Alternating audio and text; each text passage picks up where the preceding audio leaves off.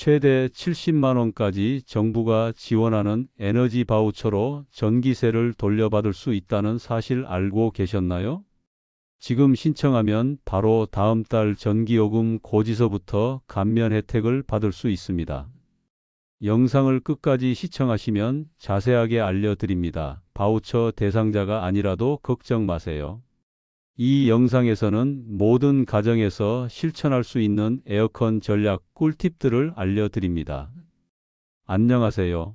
저는 냉방 솔루션 전문 기업에서 20년 넘게 근무 중인 정진우 기사입니다. 아파트, 상가, 주택까지 총 1300세대가 넘는 에어컨 절전 컨설팅을 진행해왔고, 고객님의 전기세를 절반 이상 낮춘 다양한 실제 사례들을 경험했습니다. 100만 원이 넘는 고효율 에어컨을 갖고 있어도 잘못된 사용 습관으로 냉방 효과는 떨어지고, 전기세 폭탄으로 놀라셨던 고객님들의 이야기들을 들을 때마다 안타까웠거든요. 자, 지금부터 제가 직접 경험하고 고객들과 검증해온 에어컨 절전 실천법 9가지를 구체적으로 알려드리겠습니다. 이 영상만 끝까지 보셔도 올여름 전기세는 절반 이하로 줄어들 겁니다. 이건 단순한 정보가 아니라 여름 생활 필수 지식입니다. 첫 번째 실수는 짧은 외출 때마다 에어컨을 끄는 습관입니다. 대부분은 잠깐 나갈 건데 꺼야지라고 생각하지만 인버터형 에어컨의 경우 껐다 켤 때 전기를 훨씬 더 소모합니다. 특히 90분 이내의 외출이라면 켜두는 게 낫습니다. 실내 온도가 30도 이상으로 올라간 후 다시 식히려면 실외기가 최고 출력으로 5분 이상 돌게 되고, 이게 전기세 폭탄의 주범입니다. 실제 현장에서 만난 고객 중 한 분은 마트에 잠시 다녀오는 동안 에어컨을 꺼뒀다가 집으로 돌아온 후 15분 넘게 에어컨이 풀가동되는 걸 보고 깜짝 놀라셨습니다. 이후에는 마트나 병원 정도의 짧은 외출에는 에어컨을 꺼두지 않고 사용하면서 전기요금이 2배 이상 줄어들었습니다. 두 번째 실수는 제습 모드 사용의 오해입니다. 많은 분들이 제습은 덜 시원하니 전기세도 덜 나오겠지 생각합니다. 하지만 제습이든 냉방이든 실외기는 거의 동일하게 작동합니다. 체감상 조용할 뿐 실제 에너지 소모는 비슷합니다. 장마철처럼 습도가 높을 때는 제습이 효율적이지만, 일반적인 날씨에는 먼저 냉방으로 실내 온도를 낮춘 뒤 제습으로 전환하는 것이 가장 이상적입니다. 실제 실험에서도 같은 모델의 에어컨으로 제습만 사용했을 때와 냉방 후 제습으로 전환했을 때 후자가 전기세가 더 낮게 나왔습니다. 이는 실내 온도를 먼저 빠르게 떨어뜨린 후에 습도 조절로 넘어가면서 에너지 소모가 분산되기 때문입니다. 세 번째는 바람 방향입니다. 많은 분들이 바람을 몸쪽이나 바닥으로 향하게 합니다. 하지만 냉기는 아래로 가라앉는 특성상 천장 방향으로 보내야 순환이 이루어집니다.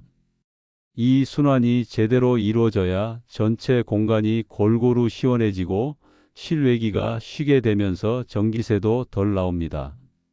실제로 같은 33평의 아파트의 같은 모델의 에어컨이라도 바람 방향에 따라 한 달 전기세가 5만 원 넘게 차이 나는 경우가 있습니다.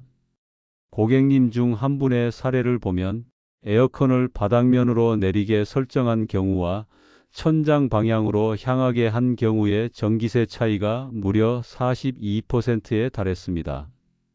에어컨 바람을 직접적으로 맞는 것보다 천장 방향으로 설정하는 것이 중요하다고 전문가들이 입을 모아 말합니다. 네 번째는 자동 운전 모드를 사용해야 됩니다. 리모컨을 보시면 오토, AI, 스마트, 절전, 에코 등 다양한 이름으로 된 버튼이 있을 겁니다. 이 버튼을 누르면 설정 온도에 도달했을 때 실외기 작동을 자동으로 조절해 전력을 아껴줍니다. 대부분의 사용자들이 이 기능이 뭔지도 모르고 그냥 무조건 냉방으로만 쓰고 계십니다. 실제로 자동 모드로 한 달 사용한 집은 최대 40%까지 전기세를 절약했습니다. 2015년 이후 출시된 대부분의 가정용 에어컨에는 이 기능이 기본 탑재되어 있으니 꼭 리모컨을 확인해 보시기 바랍니다. 다섯 번째는 필터 청소입니다. 더러운 필터는 공기 흐름을 방해하고 실외기가 평소보다 두세 배 더 오랜 시간 더 강하게 작동하게 만듭니다. 필터 청소는 어렵지 않습니다. 필터를 꺼내 미지근한 물에 씻고 그늘에서 완전히 말린 후 재장착하면 됩니다. 2주에 한 번만 해도 냉방 효율이 확실히 달라집니다. 필터 하나 청소했을 뿐인데 전기세가 7만 원 줄었다는 고객도 계셨습니다.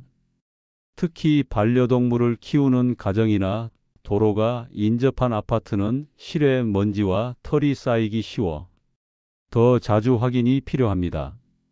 여섯 번째는 스마트 멀티탭을 활용한 대기전력 차단입니다. 에어컨은 꺼져 있어도 대기전력이 계속 흐릅니다.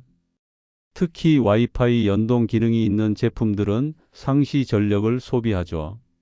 외출 시 멀티탭을 끄고 나가기만 해도 월 수천 원의 전략 효과가 있습니다. 특히 구형 모델일수록 효과가 더 큽니다. 여름철 평균 90일 동안 대기 전력이 쌓이면 약 5,400원이 전기세로 더 부과됩니다. 이 비용은 점심값 한 끼 아이스 아메리카노 2잔 가격입니다. 일곱 번째는 온도 센서 위치입니다. 온도 센서 근처에 열기가 있거나 창문에서 직사광선이 들어오면 에어컨은 아직 집안의 온도가 높다고 인식해 계속 돌아갑니다. 센서 위치를 가급적 중간 벽면 또는 전자기기나 햇빛을 피한 위치로 조정하거나 리모컨 센서가 있는 모델은 햇빛을 피해 리모컨을 보관해야 합니다. 센서가 오작동하면 사용자는 이미 시원한데도 에어컨이 계속 강하게 작동하게 되고 이는 전기세를 더 많이 나오게 합니다. 실제로 냉장고 옆 벽에 설치된 에어컨의 센서가 오작동해서 매일 밤 8시간씩 실외기가 불가동된 사례도 있었습니다. 여덟 번째는 햇빛 차단입니다. 거실 창문에서 들어오는 열기만 잘 막아줘도 실내 온도는 3도 가까이 낮아지고 전기세가 절약됩니다. 암막 커튼, 열차단 블라인드 등을 활용해 보세요. 특히 오후 2시부터 5시까지는 반드시 커튼을 쳐야 합니다. 단순히 햇빛을 막는 게 아니라 열을 차단하는 게 핵심입니다. 특히 흰색 계열 커튼이나 은색 계열 블라인드는 열반 사율이 높아서 냉방에 효과적입니다. 많은 전문가들도 이러한 이유 때문에 밝은 색상 계열 커튼을 추천합니다. 마지막으로 정부의 에너지 바우처입니다. 기초생활수급자, 차상위계층, 65세 이상 고령자, 미성년 자녀가 있는 가구 등 일정 기준을 만족하는 세대는 여름철 냉방비로 최대 70만 원까지 지원받을 수 있습니다. 작년에도 수십만 명이 이 제도를 몰라서 신청하지 않았고 혜택을 받지 못했습니다.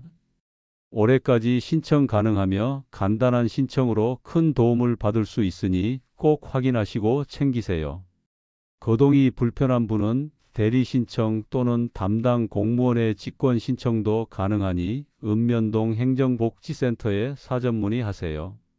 앞에서 알려드린 9가지 외에도 실내에 선풍기를 함께 사용해 공기순환을 돕는 것, 에어컨 온도는 너무 낮게 설정하지 않고 25에서 26도를 유지하는 것, 창문 틈새를 막아주는 커버를 부착하는 것 등도 모두 실전에서 검증된 절전 방법입니다. 또한 취침 모드를 설정해서 불필요한 전기 소비를 줄이세요. 특히 4시간 후 꺼짐 타이머 설정은 여름철 가장 효과적인 절전 방법 중 하나입니다. 자, 끝으로 마무리하겠습니다. 지금까지 소개한 9가지 방법은 그 어떤 마케팅도 이론도 아닌 현장에서 직접 경험하고 수천 명의 고객들이 체험한 실천 가능한 전략법입니다. 에어컨을 바꾸지 않아도 우리는 습관 하나로 전기세를 반으로 줄일 수 있습니다.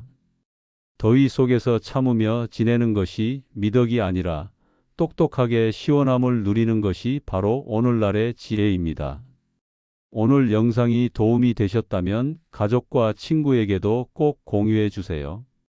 당신의 작은 실천이 주변의 여름까지 바꿀 수 있습니다. 지금 당장 위에 9가지 절전 방법을 실천하세요.